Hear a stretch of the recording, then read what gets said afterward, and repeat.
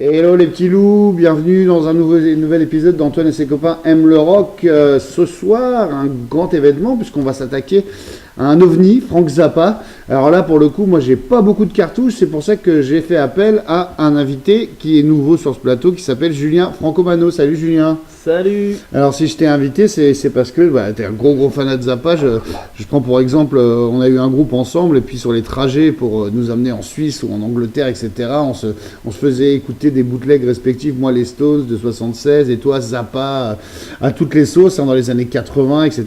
Et j'avoue que moi ça m'a toujours beaucoup plu, mais j'ai toujours eu du mal un peu à appréhender sa musique et de savoir où le situer. Donc Zappa, comme tout le monde le sait, est né en 40, en décembre, et il est né à Baltimore, ce qui peut-être est important peut-être pour la suite de sa carrière. Baltimore qui est une espèce de ville pas loin de New York, où il y a pas mal de choses qui se font, une ville assez sombre, assez dure, hein, je pense, surtout à l'époque. Et il a plusieurs frères et sœurs. Enfin, comment on peut parler de Zappa au début, dans le contexte familial, juste pour faire une petite. Concrètement, Zappa, son père, c'est un chercheur en chimie, on va dire. Il fabrique du gaz et tout, donc c'est un peu compliqué. Il est embauché par l'armée, en fait. Et du coup, il a vachement déménagé. Donc oui, il est né, tu as dit Baltimore, c'est ça? Ouais. Bon, ça, moi de mémoire là me joue des tours, mais bref. Mais en tout cas, il a vachement voyagé. C'est un enfant qui est assez fébrile, malade, et qui du coup se retrouve à aller habiter un peu dans le désert en fait pour des histoires de pollution, tout ça. Mais avec sa famille, donc. Avec toute sa ouais, famille. d'accord. Donc il déménage parce que lui a des problèmes de santé. Voilà, Parce qu'il a des frères et sœurs. Hein, voilà, que son père a l'opportunité, a des choix pour aller travailler ci ou là, et donc il préfère aller plutôt dans les déserts, on va dire, dans les régions un peu désertiques. Sur la côte ouest notamment, où il y a un peu moins de pollution déjà dans les années 40-50 quoi. Ouais. Donc, voilà. Donc du coup, on va vite attaquer, on va trancher dans le vif du sujet. Zappa commence la musique en tant que batteur, hein, il me semble, dans des groupes de R&B plus ou moins, non? C'est ça en fait, la musique pour les adolescents à l'époque, parce que le terme adolescent est en train d'être inventé, on va dire, tout le marketing autour des adolescents. Donc ça commence, il n'y a pas encore le rock'n'roll n'est pas encore inventé, il le dit lui-même. Donc il s'intéresse au blues, au rhythm and blues. D'accord. Donc celui de Chicago par exemple, de Howlin' Wolf, je sais que c'est un grand fan de Howlin' Wolf par exemple. Voilà, bon, on va dire que concrètement il s'intéresse aux groupes vocaux, donc on va dire entre le doo-wop. Le doo-wop. Ouais, tout ce qui est Platters. Voilà. Et surtout il s'intéresse la musique qu'on trouve dans ces régions où il a habité. Ouais. Parce qu'aux États-Unis, comme le pays est grand, il y a des tubes locaux, ouais. Dans tel désert, il y a un tube, voilà, ils en vendent et tout, il y a des petits 45 tours qui se font. Et donc voilà. Il faut pas que tu hésites à nous mettre ça dans la playlist hein, d'ailleurs, pour voir d'où viennent ses influences. Hein. Enfin, bon, bref, voilà, donc en gros, Zappa, c'est quand même un gros féru de blues et de doo-wop. D'accord. Jusqu'au jour où il rencontre la musique d'Edgar Varèse.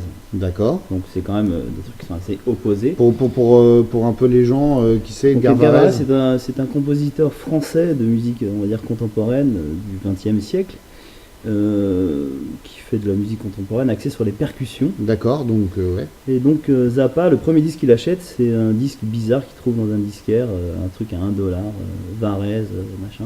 Et c'était le disque que le vendeur de disques mettait pour tester les chaînes hi-fi. Ah, déjà. On est très très loin de Pink Floyd. Ou de Dire Straits, ouais. Voilà. Et donc c'est un truc qui l'intrigue complètement, et la première fois qu'il écoute ce disque, il est complètement fasciné, parce qu'il y a des sirènes, il y a des sons de la ville et tout, et à partir de là... donc en fait c'est un mélange un peu entre son monde musical, quoi. Donc il mélange un peu le doo-wop, le voilà. rhythm and blues. Et à partir de là, il va vraiment faire toute sa carrière là-dessus, c'est-à-dire des chansons de doo-wop, de la guitare blues. Ah, parce que là il est encore batteur, mais là il est encore batteur, mais donc vraiment pour toute sa carrière in fine, quoi. Ouais. Et la musique contemporaine d'Edgar Varèse. Et c'est pas une bêtise de dire que c'est un obsédé total de Stravinsky aussi, non? Oui, alors donc ensuite il découvre le Sacre du Printemps, donc là il prend une chorégraphe. Voilà. Après il s'intéresse vraiment à Edgar Varèse, et d'où le cheminement ce qui se passe en général quand on s'intéresse à un artiste, peu importe, ou à une catégorie ou même à un footballeur ou quoi que ce soit, on s'intéresse un peu à sa genèse. Et donc comme il découvre que Edgar Varèse est un féru de Stravinsky, il tombe après Anton Webern, tout ça, toute la musique contemporaine du XXe siècle. Du coup, bah, avant qu'il commence à vendre, à essayer de vendre des disques, il sait pas trop où se situer lui, puisque c'est une espèce de mélange, et donc du coup, il forme un groupe avec en fait, surtout les Motherfuckers qui plaisaient pas à la maison de disques et qui va devenir The Mother of Invention. Voilà. C'est un peu tôt peut-être, resitue-nous. Juste pour repréciser avant tout ça, en fait, il est batteur dans les groupes de bal du coin, c'est-à-dire les gens qui font du blues, du rhythm and blues dans les rades, on va dire. Ouais. Donc ils reprennent tout le répertoire classique ils reprennent du rhythm and blues, du Muddy Waters, Muddy Waters, Howlin' Wolf. Jimmy Reed, Reed, c'est un grand fan de Clarence Gatemouth Brown, un gros fan, et ça s'entend en fait vraiment. Donc bref, au début il est batteur et tout, et après il se fait virer des groupes parce qu'il est pas très très bon. D'après lui-même, lui-même disait qu'il n'y avait pas de coordination entre les mains et les pieds. Ouais, c'est un problème quand t'es batteur. Ça s'avère un peu vrai sur quelques enregistrements qu'on a de lui. Bon, alors ça, il y a des traces de ça, quoi. Oui, il y a quelques traces. Ouais. Enfin, pas de ces groupes-là, plus tard dans sa carrière personnelle. C'est-à-dire qu'il reprend les baguettes sur certains disques, d'accord. C'est un amusement. Bon, bref.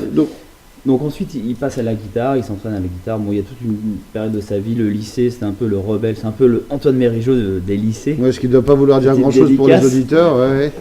Bon, bref. Et du coup, bon, passons. Donc, guitare, il rencontre Captain Beefheart, c'est quand même son copain d'école. Ouais. Don Van Von Villiers, je sais plus, j'arrive plus à le dire. Ouais, Captain Beefheart, c'est très bien. Qui devient Captain Beefheart. Et féru de blues, rhythm and blues tous les deux, ils commencent à travailler ensemble. Et puis ils écoutent des tonnes de disques ensemble, j'imagine. Voilà, ils écoutent, ils arrêtent l'école, ils vont plus à l'université. Et c'est avec Beefheart qu'ils montent les Mothers ? Non, pas du tout. Parce qu'entre temps, il y a quand même une grosse période où Zappa, il arrête la musique parce qu'il se retrouve à faire des animations un peu putrides, on va dire, à jouer des cocktails et à être autorisé à jouer un seul rock'n'roll dans la soirée. Donc il arrête la musique pendant 8 mois, il se marie. Et après, donc là on est en quelle année là à peu près là on est dans 61. D'accord, c'est très tôt quoi. Ma mémoire quoi. Ensuite il a l'occasion de racheter un studio qui se trouve, le studio PAL, donc il redéménage. Mais d'où il trouve l'argent alors pour acheter ce studio ? Parce qu'il y a un studio qui est en faillite, le studio PAL qui enregistrait des hits locaux dans le désert un mec a 21 ans quoi, donc fallait pouvoir trouver les moyens de le racheter. Il le rachète, voilà. Bon. On ne peut pas rentrer dans tous les détails de l'histoire de Frank Zappa. Non, parce que sinon ça va durer des heures. Il rachète le studio et il commence à enregistrer des tubes lui-même. Et c'est un des premiers qui manipule le 4 pistes quand même. Ouais. Bien avant tout le monde. En fait. Donc dans le studio qu'il rachète, il y a un 4 pistes. Voilà, parce qu'il est assez rare en 61, on est déjà plutôt dans l'ère du 2 pistes. Quoi, oui, on va dire que c'est un 4 pistes fabriqué par le propriétaire avant du studio, Paul Buff. Donc c'est le studio Z, il le rebaptise Studio Z. Et là, il commence à faire des expériences, à faire tous les instruments, à faire venir Captain Beefheart. Donc là, on trouve pas mal de bandes où ils jouent du blues. Mais ça, est-ce que c'est sorti ? Ça, c'est sorti bien plus tard. Non, mais c'est pas sorti à l'époque. Non, c'est pas sorti à l'époque. Il y a personne qui s'intéresse à ça encore. Il a composé des hits pour des groupes locaux qui sont sortis. Donc d'accord. En fait, il a une carrière discographique qui commence assez tôt. C'est-à-dire en tant qu'auteur. En tant qu'auteur. Comme beaucoup, voilà, comme beaucoup. Ouais. Donc, et au bout d'un moment, il décide d'aller, comme il est quand même en périphérie de Los Angeles, dans le désert de Mojave. Ouais. Je ne sais pas si je prononce correctement, mais bref. C'est 60 km à peu près de Los Angeles. Ouais. Au bout d'un moment, les hits locaux de ça machin, il va en prison parce qu'il se fait arnaquer par un policier qui lui commande une bande de son d'un film porno. Donc il fait ça avec une copine. Oui, quand même, il passe 10 jours en prison. Donc à sa sortie de prison, il n'a plus de studio. Au bout d'un moment, il en a marre et il décide d'aller vers Hollywood pour essayer de vendre ses démos, ses maquettes pour d'autres chanteurs, tout ça quoi. D'accord. Et là, il arrive un peu à... C'est un échec cuisant. Ouais. Donc en fait, il rencontre un autre groupe, donc les Blackouts. Ouais. Si ma mémoire est bonne, parce qu'il mais on prépare rien. Il fait pas mal de groupes. C'est le ton. Hein. Il a participé à pas mal de groupes, pardon. Et donc, en fait, il phagocyte le groupe. Il leur dit, les gars, on arrête de faire des reprises. Et on va jouer des originaux. De moi un peu, voilà. Et là, il a la guitare déjà. Et là, oui, là, il a vraiment... Et c'est ce qui déboule enfin sur The Motherfucker ou pas ? Voilà, bah c'est Motherfucker, mais c'est pas vraiment officiel. Au départ, c'est les Blackouts. Motherfucker, c'est pas vraiment officiel. Il n'y a aucune affiche avec marqué Motherfucker. Ouais, non, mais c'est parce que... Il y a des affiches avec marqué M-U-T-H-E-R. D'accord. Voilà. Et après, c'est les Mother of Invention. Ouais. Et là, ils sont signés déjà. Et là, après, là, ils tournent comme ça. Ils tournent sur le réseau de Los Angeles, donc c'est-à-dire... Whisky à Gogo. Whisky à Gogo. Ouais. Le même circuit que faisaient les Doors et tout. D'accord, mais c'est à la même époque. Là, on est à 65, 66. Là, on est à partir de 64, 65. Ouais, donc il est là déjà, mais voilà. Est-ce que tu crois que ces gens-là, comme les Doors, enfin je sais pas, peut-être que tu sais pas, mais est-ce que tu crois que les gens savent qui c'est quand même ? Il a une bonne cote sur cette scène-là ou... Il galère énormément pour trouver des gigs, hein. Ça galère grave. Ouais. C'est genre il y a 3 gigs dans le mois, quoi. Ouais, d'accord. Et du coup, ces acolytes, ils sont quand même nombreux. Les Mothers, c'est quand même nombreux. C'est une base de 5. Avant le premier enregistrement, il y a des gens qui s'en vont. Notamment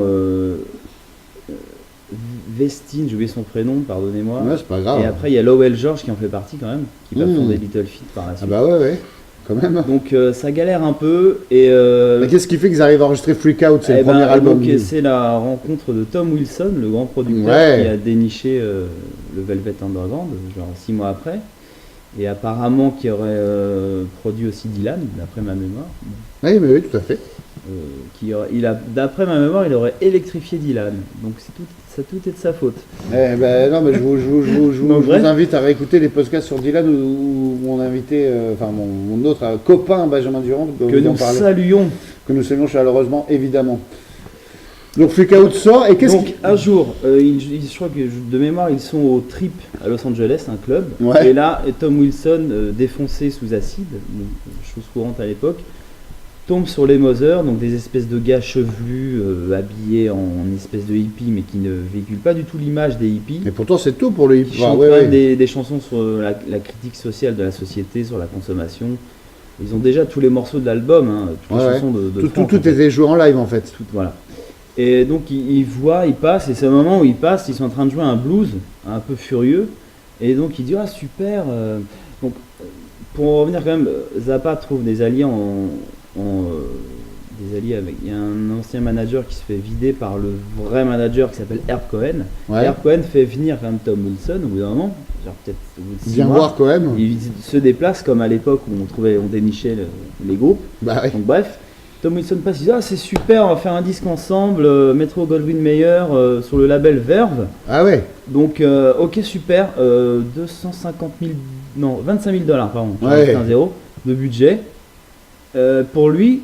Et en fait, ils avaient signé un super groupe de blues blanc avec un super look. Et ça donne Freak Out. Et ça donne Freak Out. Ouais, ah ouais, d'accord. Enregistré en 5 séances de 3 heures. Ouais, donc c'est pas beaucoup plus que pour le charrette. Ouais. Et première session, le morceau Anyway the Wind Blows, une espèce de petite bleuette, un peu de wop, voilà, bref, donc super, Tom Wilson. Deuxième morceau, Who Are the Brain Police, quelque chose qui parle de la télé, la société de consommation, la police du cerveau, quoi, un peu George Orwell 1884. Et là, Tom Wilson commence à passer des coups de fil auprès d'elle, il dit oula, je pense que j'ai signé un groupe un peu chelou, quoi, que c'est pas si conventionnel que ça. Voilà. Et donc les séances commencent en janvier 66. Ouais. Donc c'est pour ça que moi j'aurais tendance à dire, je vous une parenthèse, que la 66, musique vient de 65 et même en au-delà. mars 66, mais bon bref. Oui. En janvier, les sessions. D'accord. C'est une erreur. Et du coup c'est pour moi que personnellement je dirais que la musique vient à partir de 64-65, tout a été fait donc en live au fur et à mesure. Que Franck il apprenait les morceaux à tout le monde avec sa guitare, il apprenait les parties à tout le groupe, comme ça comme on fait des groupes à l'ancienne, comme nous-mêmes avons fait dans notre carrière, bref. Et du coup c'est quand même intéressant de savoir que tout vient de partir de 64-65. Ouais, bien sûr. Et avec le Swing in London en tout cas, avec la British Invasion. Moi qui ai découvert Satanic Majestic des Rolling Stones. Disque fortement influencé par Freak Out de Frank Zappa, à mon avis. Ça c'est certain. Donc, ça c'est certain. Vraiment. Et du coup là on découvre un peu Frank Zappa pour la première fois, et puis on peut parler peut-être aussi sans parler de concept encore à l'époque, parce que c'est vrai que c'est un disque de blues avant tout, mais on découvre vraiment ce trait d'humour qui est complètement original dans la musique à l'époque, quoi.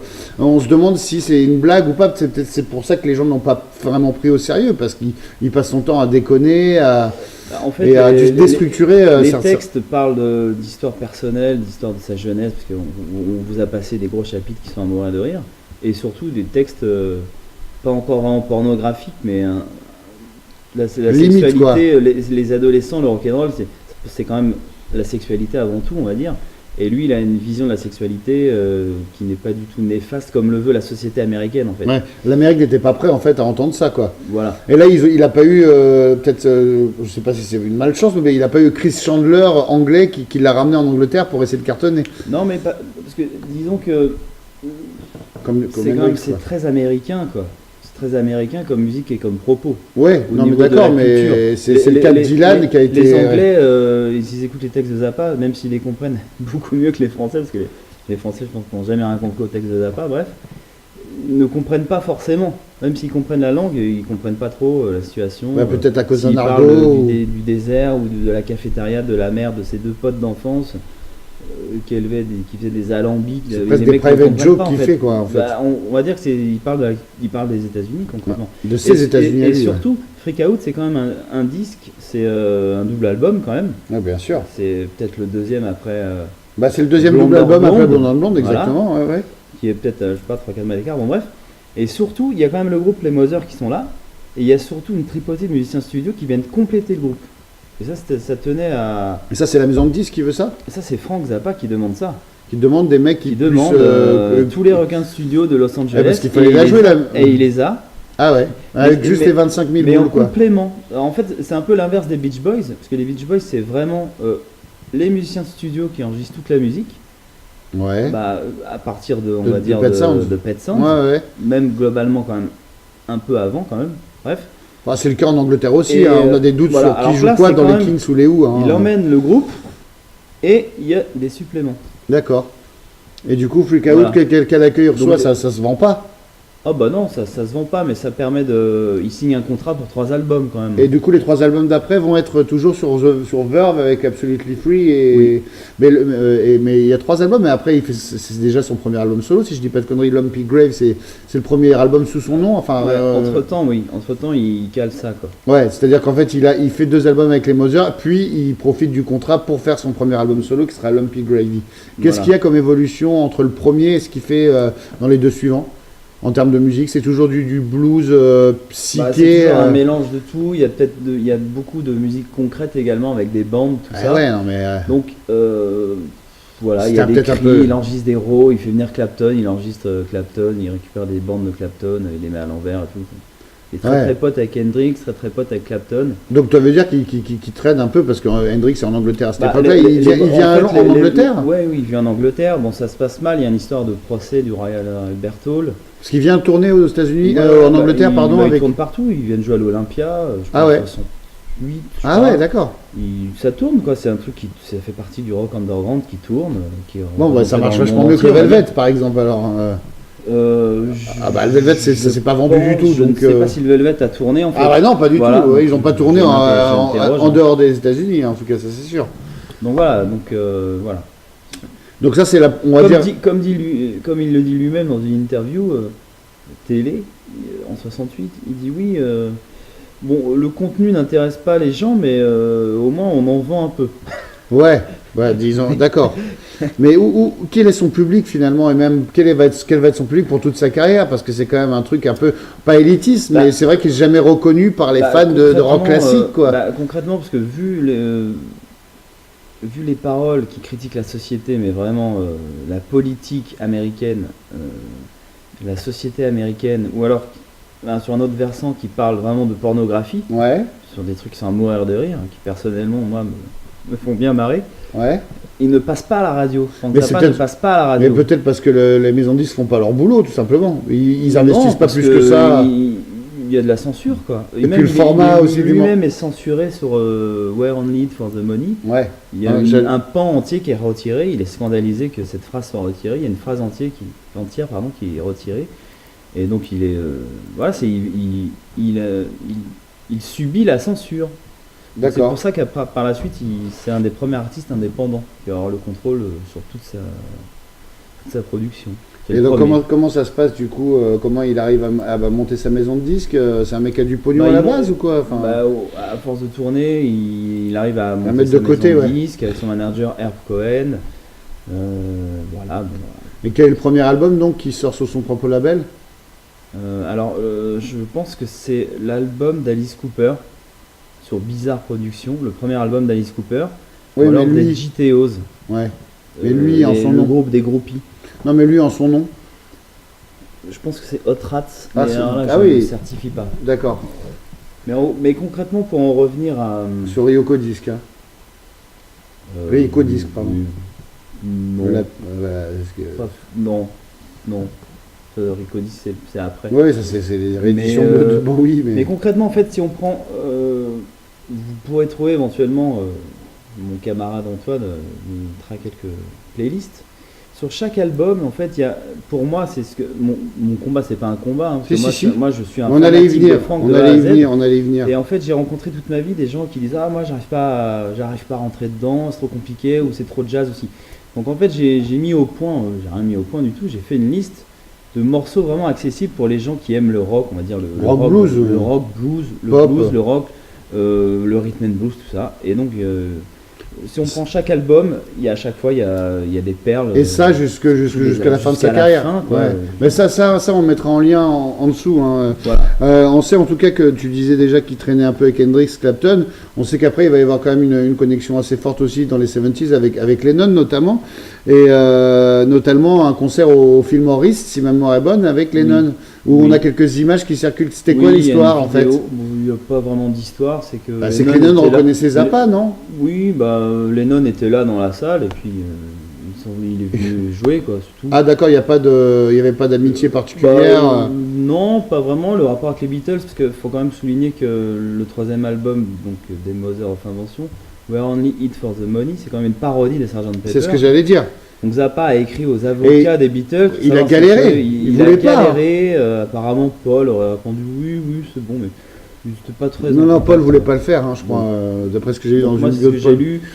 Mais bon, bref, donc ils l'ont fait. Et puis, bon, toute petite connexion alors avec les Beatles, voilà, plus pas vraiment énorme. Ouais.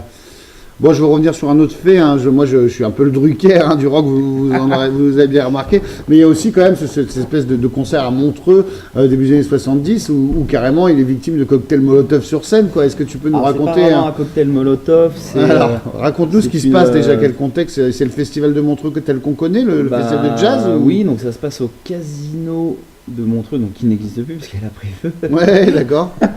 Pardon, je rigole. Non, mais c'est drôle. Et donc il y a un magnifique bâtiment qui est donc sur le lac Léman, à Montreux en Suisse. Et donc c'est en 71, ils sont en tournée.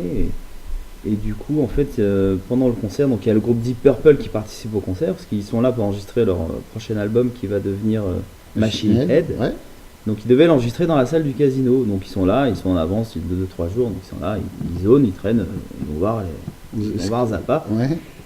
Et donc du coup, apparemment il y aurait une chandelle, je sais pas trop, il y a un terme exact, mais en gros une espèce de bougie, une chandelle qu'on lance, et du coup le casino commence à prendre feu. Ouais.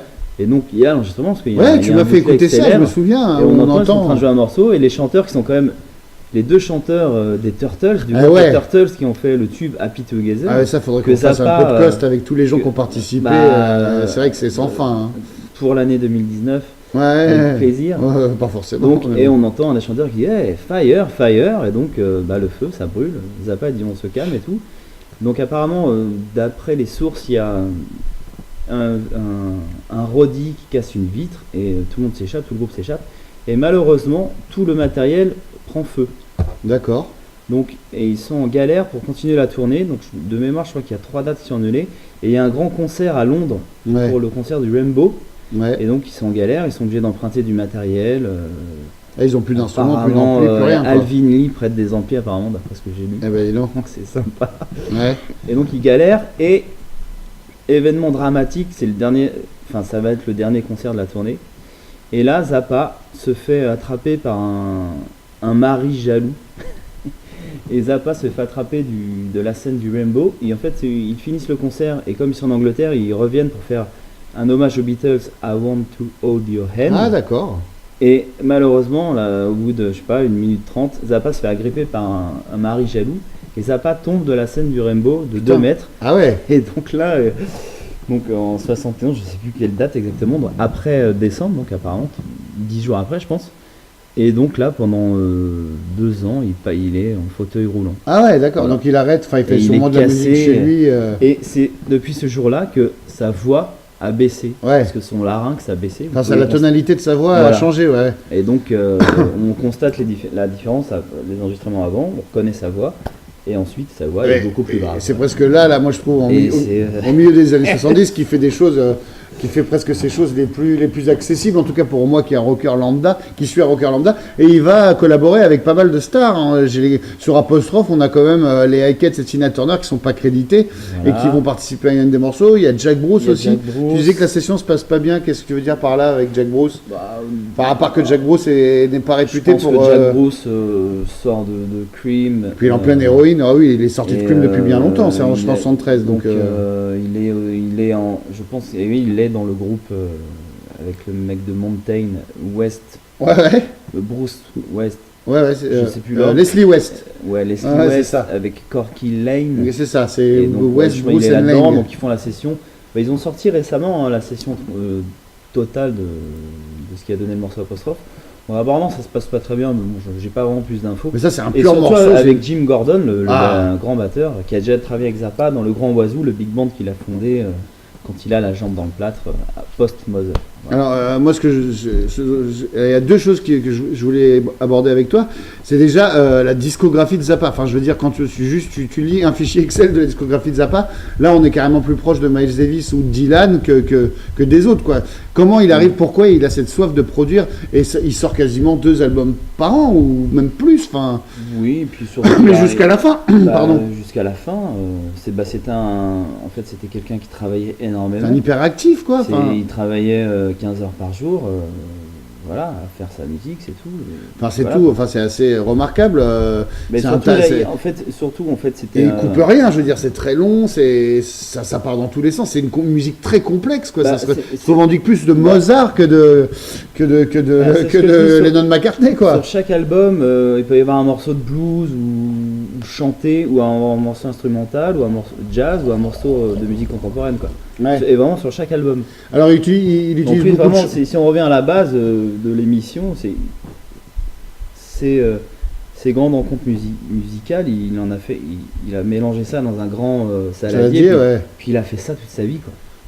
Parce que lui, son rêve, c'était de devenir compositeur de musique contemporaine, en fait. Mais c'est ce qu'il a réussi à faire, finalement. C'est ce qu'il a fait. Bon, dans les années 80, on va voir qu'il a été un peu... Qu'est-ce qui restera, à ton avis? Enfin, parce que je sais qu'il y a une élite, enfin, entre guillemets, enfin, un clan de fans Zappa. C'est un peu comme les conflits entre jazzman qui préfèrent telle période à telle période et que tout le reste est de la merde. Enfin, c'est assez confidentiel, finalement. Enfin, je veux dire, je ne sais pas si les rééditions produites par son fils Dweezy se vendent comme des petits pains. Dweezy. Qu'est-ce que t'en penses? Zappa, aujourd'hui en 2018, si on fait un événement Zappa, pardon, je mets la main, désolé. Les salles sont remplies quand même, quoi. Ça tourne, le fils tourne, moi il y a eu des problèmes avec ça. Par exemple, en France, ils font quel type de salle? Ils remplissent un Zénith? En France, ils ont rempli des zéniths. Lui-même a beaucoup joué en France, quoi.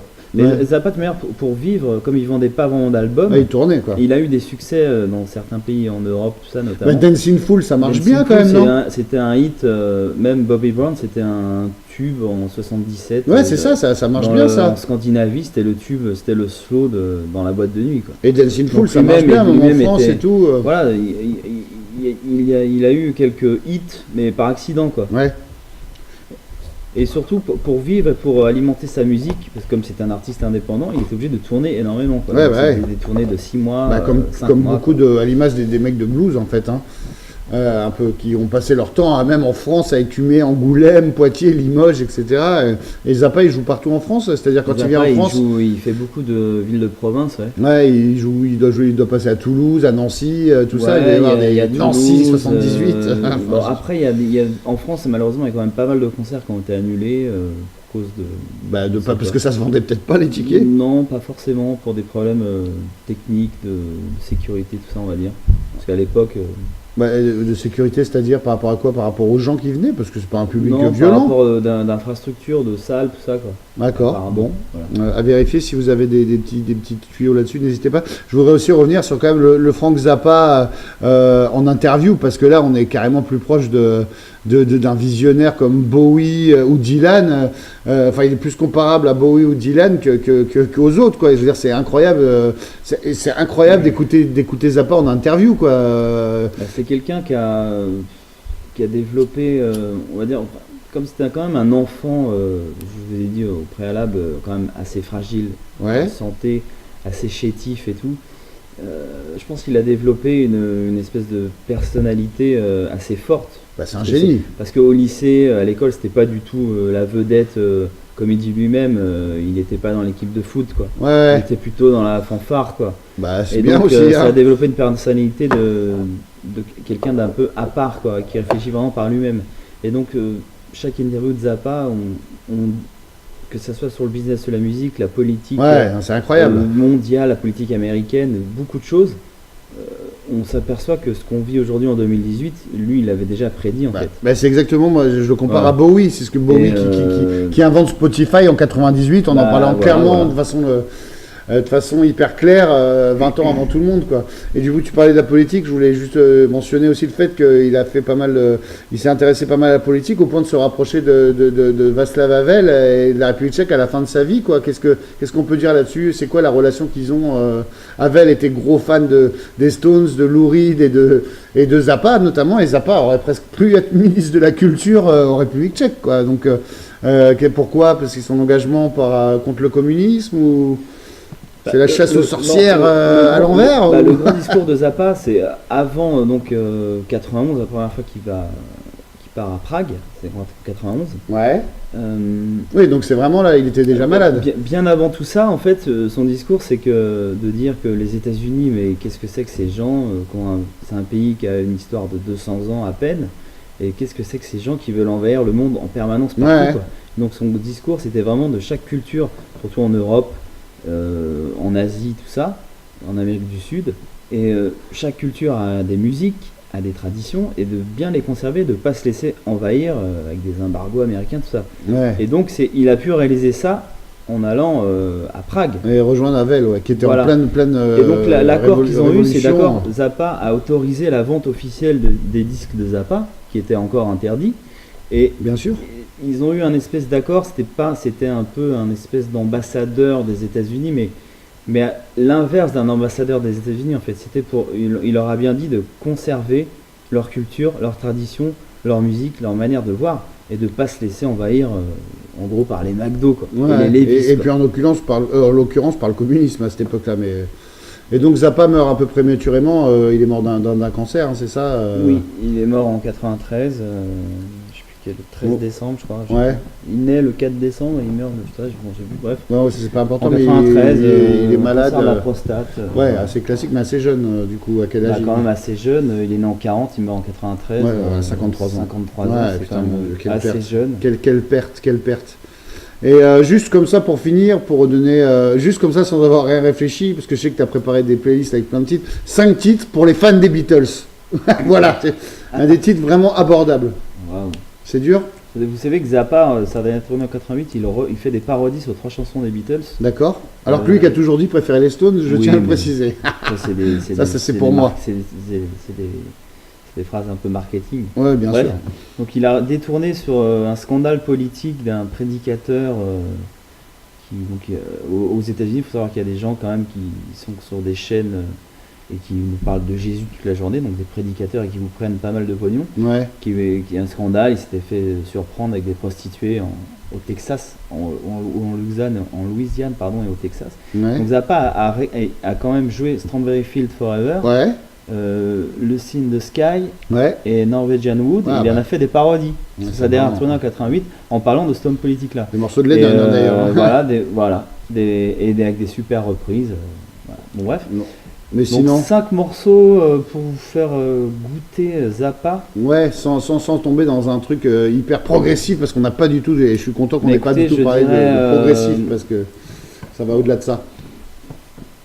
Je dirais le premier morceau déjà de Freak Out.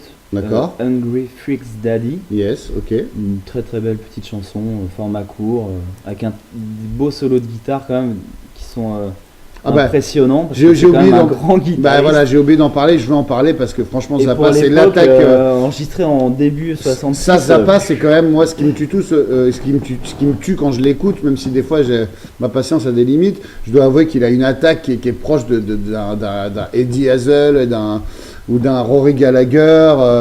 Il est assez burné, quoi. Plus que de Page ou de Clapton, ouais, non, mais et puis surtout une façon d'être là au bon moment et surtout, si on rentre dans les détails, excusez-moi, mais c'est surtout une manière de tenir son Mediator. Il n'y a que lui qui a cette technique-là. Il fait une espèce de petit moulinet, quoi. Ouais. Donc, ça joue vachement. Bon, c'est un grand guitariste. Donc je dirais en numéro 1, Hungry Freaks Daddy, pardon, pas avoir un accent correct. Ensuite, éventuellement. Anything the Wind Blows sur le Freak Out. Donc tout ça c'est dans les débuts. Hein. Voilà. Ensuite, vraiment parce que Zappa invente le rap aussi quand même. C'est ce que j'allais dire. Parce que Zappa guitariste, mais Zappa rappeur complètement. Vous pouvez continuer sur l'espèce de blues rap Trouble Everyday. C'est sur les émeutes de Watts, le quartier de Los Angeles en 65, les émeutes raciales. Ouais. Voilà, donc d'où la censure de Zappa. Ouais, aussi. Bim. Voilà, donc là c'est une espèce de proto-rap blues avec un gros solo de guitare et Zappa qui rappe. Ouais. Mais qui rappe depuis les années 60. Hein, et avec un texte qui dure, 27 pages et qui balance pas mal, bref. Ouais. Ensuite, je vais rester dans l'ordre parce que je vais pas passer dans le futur. Dommage. Ensuite, on pourrait passer sur le deuxième album avec une espèce de morceau un peu. On pourrait dire du rock un peu Debussy. Waouh! Et un morceau qui s'appelle. Ça c'est effrayant, Dukes of Prunes. D'accord. Donc toujours avec les Mothers, finalement. Ça c'est toujours les Mothers. Là je vais taper que dans les Mothers. Ouais, parce qu'on a pas dit. C'était ma question qui était un peu con. Ouais. Une espèce de. Pour le cinquième, là j'ai un trou. Il n'y a pas un truc genre des années. On va pas prendre Dancing Fool, mais un truc un peu. Fin 70, début 80, il n'y a pas un truc qui serait fait pas penser aux Beatles, mais qui aurait pu être un numéro 1 et qui est passé un peu inaperçu. Non, t'en as pas un autre, sinon de toute façon vous allez vous reporter à la playlist qu'on va vous concocter. Oui, reportez-vous à la playlist parce que là il y en a tellement en fait. Bon, en tout cas, moi ça a été un plaisir de te recevoir pour ta première intervention. J'espère qu'il y en aura d'autres. Et quand on parle de tout ça, je me dis qu'il y a des albums à creuser, il y a des thèmes à faire sur Zappa. J'espère que tu reviendras dans l'émission avec moi pour donner envie aux gens tout simplement d'ouvrir cette porte Zappa qui s'ouvre en grinçant parce que ça fait pas partie du microcosme rock classique. Habituel et moi le premier, donc merci à toi d'être venu. J'espère qu'on te retrouvera aussi sur des sujets plus de jazz ou plus hard rock peut-être. Enfin en tout cas merci de ta participation. Volontiers. Voilà, et surtout juste pour finir, si vous avez des questions vraiment n'hésitez pas à... Voilà, mettez des petits mots sur le YouTube, sur le Facebook. Avec plaisir. Voilà, et puis on vous fait circuler ça très bientôt. Merci à tous et puis on se donne rendez-vous dans un autre épisode bientôt. Je vous embrasse. Ciao.